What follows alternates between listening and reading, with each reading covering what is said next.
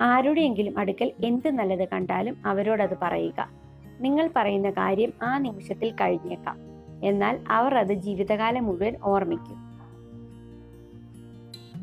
നിങ്ങളോട് നന്നായി പെരുമാറുന്നവരെ സ്നേഹിക്കുക, അല്ലാത്തവരെ മറന്നുകളയുക.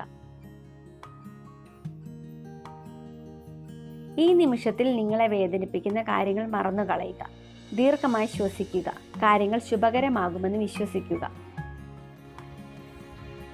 സുഹൃത്തുക്കൾ ഇരുണ്ട ആകാശത്തിലെ നക്ഷത്രം പോലെയാണ്.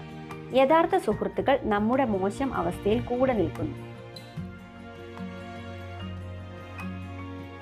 ദീർഘകാല ബന്ധങ്ങൾക്കായി ആളുകൾ തിരയുന്നത് ആകാരവടിവത്ത ശരീരമല്ല, ഭംഗിയുള്ള മുഖമാണ്.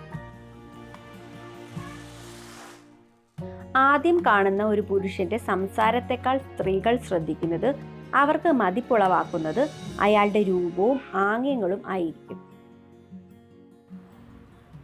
ചില സമയങ്ങളിൽ നിങ്ങളുടെ ഓർമ്മകൾ നിങ്ങളുടെ ശത്രുക്കളാകും.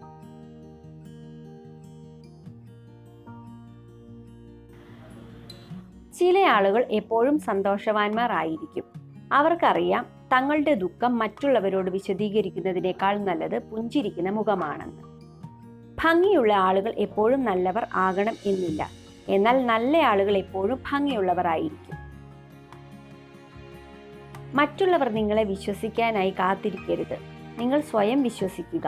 അത് മാത്രമായിരിക്കും നിങ്ങളെ മുന്നോട്ട് കൊണ്ടുപോകുന്നത്. ഏത് സാഹചര്യത്തിലും മനസ്സ് മടുപ്പിക്കരുത്. പിന്മാറരുത്. പ്രയത്നിച്ചുകൊണ്ടിരിക്കുക. ഒരു നാൾ വിജയം നിങ്ങൾക്ക് മുന്നിൽ തലകുനിക്കും. ചിലത് പഠിക്കാനും ചിലത് ഉൾക്കൊള്ളാനും ചിലത് തിരിച്ചറിയാനും ചില നഷ്ടപ്പെടലുകൾ നല്ലതാണ്. പ്രയത്നത്തിന്റെ ഫലമായി അവസരങ്ങൾ വന്നു ചേരുന്നതിനെയാണ് ഭാഗ്യം എന്ന് വിളിക്കുന്നത്. എല്ലാവരുടെയും ഉള്ളിൽ നന്മയും തിന്മയും ഉണ്ട്. നമ്മൾ അതിൽ എന്തിനെ വളർത്തുന്നുവോ അത് വിജയിക്കും.